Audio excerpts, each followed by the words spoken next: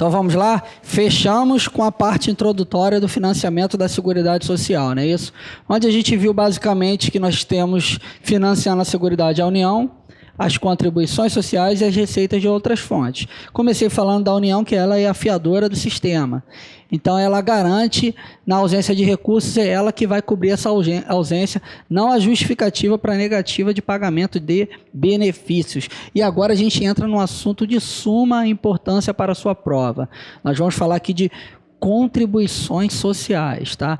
Vou tentar ir bem devagar. Se você tiver dúvida, volta o vídeo, assiste de novo, que esse assunto é de minuta importância e a gente vai falar muito de porcentagem, de várias regras de porcentagem, de alíquotas. Então, no começo aí, para quem não é da área do direito, assusta um pouquinho. Depois, quando começa a praticar ali, ele vai massificando as ideias, tá bom? Então, a gente começa aí com contribuições sociais. Então, a Constituição traz lá que nós temos contribuições do empregador, da empresa ou equiparado, nós temos as contribuições do trabalhador, nós temos as receitas de concursos de prognósticos, que nome bonito, hein? E temos também as receitas do importador de bens ou serviços do exterior. Então, a gente vai começar aqui falando do empregador, empresas e equiparados. Então, ele vai contribuir sobre 3 formas. Então, para ele vão ser 3 formas. Nós temos a folha de salário, e aí aqui a gente faz referência aos rendimentos pagos ou creditados aos trabalhadores. Nós vamos contribuir sobre a receita ou faturamento. E por último aqui sobre o lucro.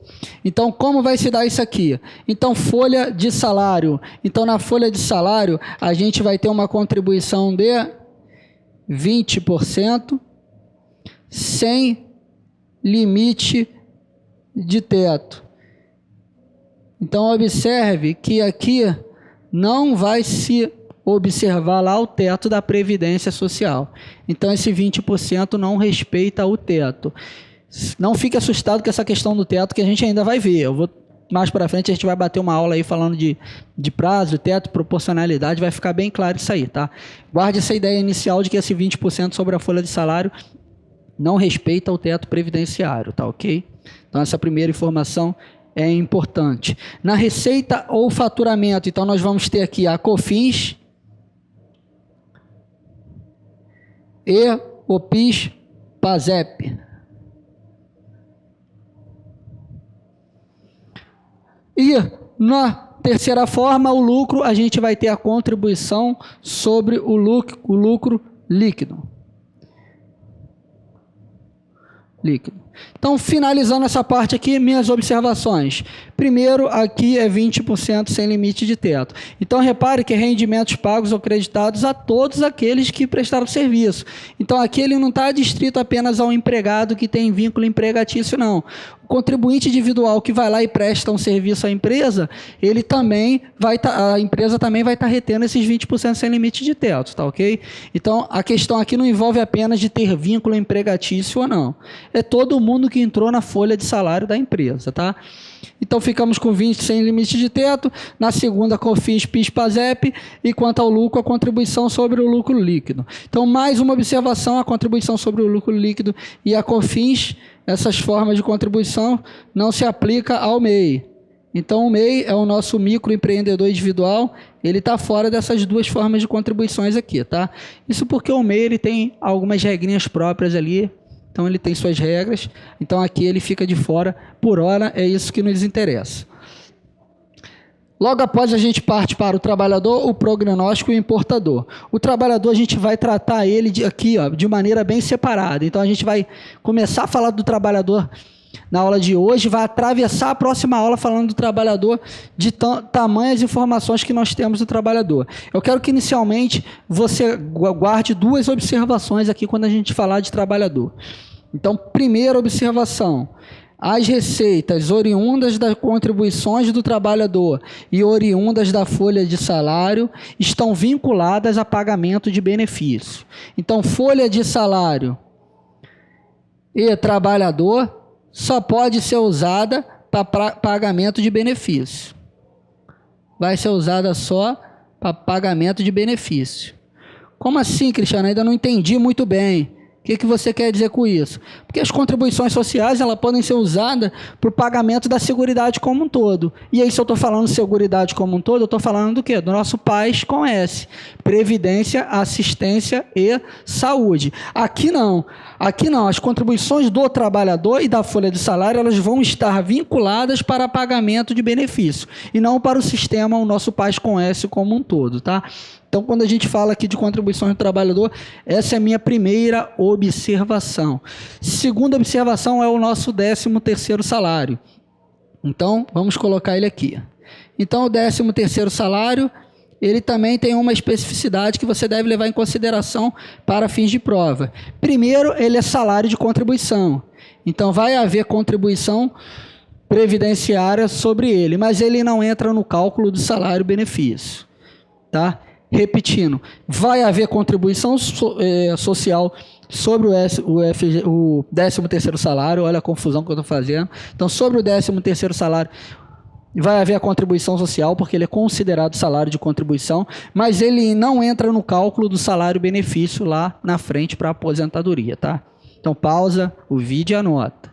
Ele é salário de contribuição, mas não entra no cálculo do salário-benefício.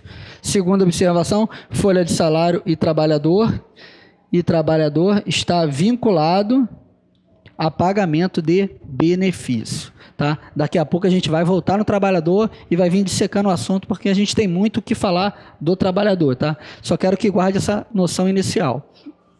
A gente agora parte para as receitas de concursos de prognósticos. Então, Cristiano, o que é isso? Prognósticos? Eu não sou da área do direito, eu nunca ouvi falar de prognóstico, pelo amor de Deus. Prognóstico nada mais é do que os jogos da Loteria Federal. Então, os jogos da loteria são os nossos concursos de prognósticos. Eles podem ser geridos pelo poder público ou podem ser geridos por privados. Então, quando ele for gerido pelo poder público, 100% vai para a Seguridade Social. Então, 100% da renda líquida é direcionado para a Seguridade Social. Quando for por um privado, vai ser 5% da movimentação global. Então, se é um privado, um particular, vamos botar assim, privado aqui, ó, vamos botar o particular, fica melhor. Quando é gerido por um particular, 5% da movimentação global vai para a Seguridade Social. Com uma observação, parte desse crédito deve seguir para o programa de crédito educativo. Parte desse crédito deve seguir para o programa de crédito educativo. Tá ok? Então, ficamos aí assim. Concursos de prognóstico, que são nossos jogos. Mega Sena, Quina, Quadra, Lotomania. Então, ela é gerida pelo poder público. A renda líquida, 100% vai seguir para a Seguridade Social. Quando estivermos falando do privado ou do particular, 5% da movimentação global segue também para a Seguridade Social. Parte desse crédito deve obedecer ao programa de crédito educativo. Fique cuidado que o crédito educativo ele não está lá no nosso PAS, né? O nosso PAS é Previdência, Assistência e Saúde, tá? Então, fique cuidado aí que ele não está indo aqui para um ramo da Seguridade Social, não. Então, ele segue aqui um outro caminho, parte desse crédito, por disposições da lei, tá ok? Então, fique atento a isso aí, tá? 100% e 5%. Do importador de bens ou serviço do exterior. Então, aqui a gente vai ter a COFINS, importação, e o PIS/PASEP, importação. Tá? Então, bem tranquilo aí. COFINS, importação, e o PIS/PASEP, importação também. Mais duas observações para você guardar. Então, pense nas observações. Ó. Falei do 13º, falei dos que são vinculados a pagamento de benefício, falei do MEI. Só voltando aqui no 13º novamente, antes da gente entrar na observação. Então, ele é salário de contribuição, mas não entra no cálculo do salário de benefício. Base de cálculo para pagamento do 13º, também já vi cair em prova. O valor do 13º é o valor equivalente ao pagamento do mês de dezembro. Não estamos aqui falando de média, não existe média de todo ano. Vai tirar uma média dos 12 salários recebidos no ano para pagar o 13º. Não tem nada a ver, não é isso que diz a lei. A lei do 13º é uma lei antiga, é uma lei bem idosa e ela deixa claro para a gente. O valor do pagamento do 13º é o valor a receber no mês de dezembro, tá? Guarde esta informação também. Então, mais duas observações. As EBAs, as entidades beneficentes de assistência social. Entidades beneficentes de assistência social. Então, elas possuem imunidade quanto às contribuições sociais, em relação à atividade desenvolvida por elas. Então, as EBAs, elas são imunes. Elas possuem imunidade. Muito se questiona aí o termo imunidade, que seria impróprio aí, não teria tecnicamente correto. Mas eu vou manter ele aqui e vou me ater a isso, que é o que está na lei, tá? Então vamos seguir aí, tecnicamente correto ou não, vamos seguir o que está na lei. A lei fala que as entidades beneficentes de assistência social, elas são imunes, elas possuem imunidade. E o fato gerador para a contribuição social, qual seria? Qual seria esse fato que gera a contribuição social? Então vamos partir aqui para a nossa regra. A regra diz o quê? Que o fato gerador é o exercício da atividade laboral remunerada. É o exercício laboral não, é o exercício da atividade remunerada, porque aí vai abranger todo mundo, tá ok? Lembra lá que a gente viu lá, por exemplo, qual vai ser o fato gerador lá para os segurados obrigatórios? Você lembra lá, princípio da automaticidade? Automaticidade, princípio da automaticidade. Então ele começou a trabalhar, já é o fato gerador, já vai estar gerando, tá?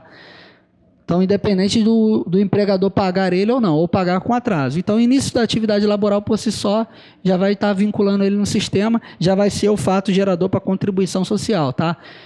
Não esqueça do nosso princípio da automaticidade, hein? Muito importante. Aqui a gente volta para empresas novamente e vamos conhecer aqui algumas alíquotas para a gente muito importantes. Então, a empresa, em relação aos empregados, avulsos e contribuinte individual que presta serviço para ela, nós vamos ter aqui uma contribuição de 20%, mais a alíquota chamada de SAT geral, para acidentes de trabalho, mais uma alíquota voltada para as questões de acidente do trabalho. A alíquota SAT geral, que ela vai ser paga de acordo com os riscos inerentes ao trabalho na empresa. Então, de acordo com a atividade desenvolvida na empresa, os riscos dessa atividade, nós vamos ter essa cobrança da alíquota SAT geral. Essa alíquota SAT geral, ela vai girar então em 1%, se o risco é leve, em 2%, se o risco é médio, e em 3%, se o risco é grave. Então, nós temos aí a contribuição em cima do empregado, avulso, contribuinte individual na empresa. Repetindo, 20% mais a alíquota SAT geral de acidente de trabalho, de acordo com o risco e o grau de complexidade que estão submetidos ao trabalhador, sujeito aí às doenças funcionais e doenças do trabalho oriundos da função. Então, ele tem aí um grau leve, ele vai ter uma contribuição de 1% de alíquota, um grau médio ele vai ter uma contribuição de 2% e um grau grave ele vai ter uma contribuição de 3%. Então, aqui há 2 empregados avulsos, contribuinte individual para a empresa. E aquela cooperativa que é contratada para ir lá na empresa, presta um serviço à empresa e depois vai embora. Então, ela vai ter uma contribuição lá de 15% sobre o valor bruto da nota. Então, o valor bruto da nota de serviço, vai haver lá a retenção da contribuição pela empresa de 15%. Repetindo então, na primeira a gente viu 20%, mas as alíquotas SAT geral. No que tange a cooperativas, a gente tem o valor de 15% sobre o valor bruto da nota. Então, saindo das empresas e indo para nossas lucrativas instituições financeiras do país. Então, além da contribuição de 20%, as nossas instituições financeiras, ela vai ter uma contribuição adicional de 2,5%. Então, assim, a gente pode dizer que as nossas instituições financeiras contribui com 22,5%. Então, as nossas, repetindo, lucrativas instituições financeiras, além da contribuição padrão de 20%, sofrem uma contribuição adicional de 2,5%, totalizando aí uma contribuição de 22,5%. Então, vamos acompanhar as contribuições e alíquotas. Partindo para os segurados em atividades especiais. Esses vão ter uma contribuição adicional. Quem são esses segurados em condições especiais? São os segurados que, em virtude da profissão deles, estão submetidos a grande risco de atividade. O trabalho deles faz mal para a saúde deles, é a grande verdade. O prejudica. Então, ele se aposenta com um tempo de contribuição bem inferior aos demais trabalhadores. Com isso, a empresa tem que sofrer uma contribuição adicional para compensar isso daí, porque já que ele se aposenta bem mais novo, isso quando o trabalho dele não o mata definitivamente, né? Então, esses segurados em atividades especiais vamos ter uma contribuição adicional também. Então, como eu disse, fica tranquilo em relação à aposentadoria especial, porque eu vou falar dela com mais calma quando a gente entrar no assunto benefícios, tá? Mas saiba de antemão que as aposentadorias especiais, elas dão direito à aposentadoria com 15 anos de contribuição, 20 anos de contribuição e 25 anos de contribuição. Então, os trabalhadores sujeitos a esse tipo de aposentadoria, além das suas contribuições padrões, vai haver uma contribuição adicional de 15 anos, 12%, 20 anos, 9% e 25 anos, 6%. Então, essas vão ser as contribuições adicionais dos segurados que estão sujeitos a atividades especiais, daqueles que vão se aposentar de maneira especial, vão ter direito aí à aposentadoria especial. Eles trabalham menos, o tempo de contribuição deles é menor, na verdade, e há uma alíquota adicional fora as contribuições padrões de 12%, 9% e 6%. Tranquilo até aqui? Então, recapitulando mais uma vez, passamos aqui nas alíquotas de empregado avulso contribuições das empresas. 20 mais 7 geral de 1, 2 ou 3%. Cooperativa, 15% do valor bruto da nota da prestação do serviço. As instituições financeiras, além de 20%, contribuem com mais 2%. Então, sofrem uma contribuição adicional, vai a 22,5%. Os segurados em atividades especiais também sofrem uma contribuição adicional. Esses são aqueles que vão se aposentar de maneira especial, ou seja, o tempo de contribuição deles é menor. Então, de 15 anos, a contribuição adicional vai ser de 12%. De 20 anos, a contribuição adicional vai ser de 9%. E de 25 anos, a contribuição adicional vai ser 6%. Aqui a gente fecha a parte de empresas e parte para os nossos empregadores domésticos. Os empregadores domésticos, vocês também têm que ter muita atenção e muito cuidado. Por quê? Porque os empregadores domésticos, nós temos agora uma lei nova muito fresquinha, que é a Lei Complementar 150, que trata do simples doméstico. Então, essa lei traz mudanças de contribuição, traz mudanças de prazo de recolhimento e traz muita informação importante para fins de prova para a gente, tá ok? Lembrando que a gente já viu lá atrás, em aulas passadas, a definição de empregado doméstico trazido por essa lei, de seu artigo 1º lá, que fala em mais de 2 dias, lembra? Tá? Olha a revisão. Tá? Então, o que acontece? Antes dessa lei, nós tínhamos uma contribuição do empregador doméstico de 12%. Então, o empregador doméstico, ele basicamente contribuía com 12%. Isso vai valer até outubro de 2015. Então, essa aqui vai ser o último recolhimento de 12%. A partir de novembro de 2015, a contribuição vai ser de 20%.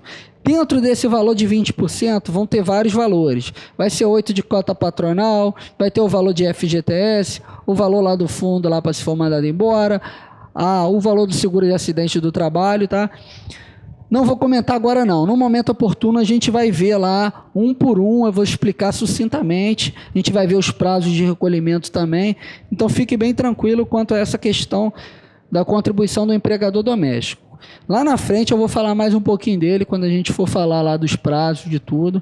E aí a gente abre esse 20% ali, eu mostro para vocês o que é cada porcentagem que está inserida aqui nesse valor de 20%. O que eu quero que vocês entendam agora, nesse primeiro momento, é essa diferença, que nós tínhamos uma cobrança de 12%, que vai seguir até outubro de 2015, e a partir de novembro de 2015, essa cobrança vai ser de 20% em diante, tá ok? Tranquilo? Então, agora vamos para os nossos trabalhadores, que não estão todos aqui, tá? A gente vai começar na aula de hoje, vai adentrar a próxima aula falando de trabalhadores, porque é muito importante para a gente, tá ok? Então, temos aqui empregado, avulso e doméstico, hein? Recapitulando lá o nosso CADES-F, hein? Olha o CADES-F, empregado, avulso e doméstico. Vamos ter um salário de contribuição em uma alíquota. Então, as alíquotas desse pessoal aqui, elas vão ser progressivas de acordo com o seu salário de contribuição, de acordo com o valor que elas recebem, tá ok? Então, temos aqui, até R$ 1.399,12, nós temos uma alíquota de 8%. Então, esses trabalhadores vão estar recolhendo aí 8%. De 1.399,12 até 2.331,88, nós vamos ter uma alíquota de 9%. E de 2.331,89 até o teto da Previdência, nós vamos ter uma alíquota de contribuição de 11%. Aí você fala, Cristiano, estou estudando aqui, esses valores aí, está errado. Esses valores são valores base ano de 2015. Aí você vai falar, cara, mas Cristiano, a prova em 2016, você está usando valores do ano passado. Reza o edital que vale a legislação em vigor a partir do momento do lançamento do edital. O edital foi lançado em dezembro de 2015, no finalzinho do ano. Então, aqui nos interessa os valores trazidos pela portaria interministerial da Previdência Social relativo ao ano de 2015. Por isso, não alterei e estou mantendo esses valores. Estou seguindo exatamente o que traz o nosso edital. Então, vale as regras de 2015, do lançamento do edital. Ou segundo o edital, ele fala lá que a banca vai informar lá a situação que não for aplicável. Então, para fins de prova, resumindo, estou usando a portaria de 2015. Se você estiver usando a portaria de 2016, os valores não estarão acompanhando o que eu estou botando aqui no quadro. Mas o edital é claro, que vale a legislação do momento do lançamento, da publicação, na verdade, não lançamento, da publicação do edital. E o edital foi publicado em dezembro de 2015, tá? Vamos ler o edital é a lei do concurso, é a regra do jogo, hein? Então é o edital que diz o que vale e o que não vale. Então vamos ter uma atenção especial ao edital. Fechando com o nosso salário de contribuição, a gente vai fechando aqui a nossa primeira parte. Então, o que é o salário de contribuição? Então, botei aqui, a contribuição social vai se dar em cima do salário de contribuição, que nada mais é do que base de cálculo, a contribuição social vai ser a base de cálculo mais a alíquota, tá ok? Então, eu tenho o salário de contribuição, em cima desse salário de contribuição, eu vou ter a contribuição social, que vai se utilizar da base de cálculo, que nada mais é que a base de cálculo mais a alíquota, tá bom? Vai se utilizar não, então a contribuição social é a base de cálculo mais a alíquota. O salário de contribuição para o empregado e o avulso vai ser o quê? A totalidade de rendimentos pagos ou creditados aos trabalhadores, tá? Empregado e avulso. Essa é a definição, a lei é um pouco mais extensa, só peço que tome cuidado com o seguinte, quando fala que totalidade de rendimentos pagos ou creditados, se for 2 empregos, vai ser os 2 empregos, se for 3 empregos, vai ser os 3 empregos, tá? Então, é todos os rendimentos pagos ou creditados, tá ok? Doméstico é a remuneração constante de sua carteira de trabalho. Também é o que está lá na lei, então ela traz uma regrinha diferenciada aí para o doméstico. Fala em remuneração de carteira de trabalho. E o contribuinte individual é a remuneração oferida no mês, respeitando sempre o teto. Ou seja, se passar do teto da Previdência, o trabalhador contribuinte individual, ele só contribui até o teto, tá? Então, o teto é o limite de contribuição para ele, tá ok? Assim a gente fecha mais uma aula. Peço que tome cuidado aqui com essas questões do salário de contribuição, então as definições trazidas na lei para o empregado, para o avulso, para o doméstico e para o contribuinte individual, entendendo que a contribuição social nada mais é do que base de cálculo mais alíquota. Então, contribuição social é base de cálculo mais alíquota. A gente fecha essa parte aí de trabalhadores, em que a gente está falando de contribuições e alíquotas de maneira geral, e continuar na próxima aula, porque a gente falou de empregado avulso doméstico, mas a gente ainda tem muito o que falar. A gente tem que falar de MEI, de baixa renda, de contribuinte individual e do segurado especial, que sempre traz regras bem diferenciadas, tá ok? Vamos lá, volto já.